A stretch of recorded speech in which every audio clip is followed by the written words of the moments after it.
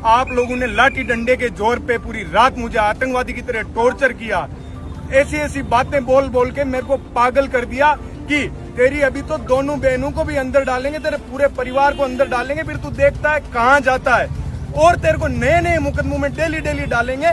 मैंने एक बात स्पष्ट इन लोगों को मैं कर देता हूँ मीडिया के माध्यम से, मैं डरने वाला नहीं हूँ, मैं मजबूती से लड़ूंगा, पहले भी लड़ा हूँ, आगे भी लड़ूंगा। इसी तरीके का मैं पुलिस प्रशासन से पूछना चाहता हूँ, आप किस तरीके से मुझे टॉर्चर कर रहे हो बिना नोटिस दिए, बिना किसी बात के।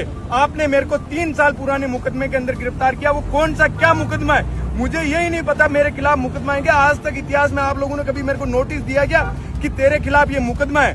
साथियों, ये एक निर्मल चौधरी की आवाज को दबा सकते हैं, लेकिन इस प्रदेश के अंदर सैकड़ों निर्मल चौधरी पैदा होंगे। यदि मैं मजबूती से लड़ूंगा और इन लोगों से दबूंगा नहीं तो पूरे प्रदेश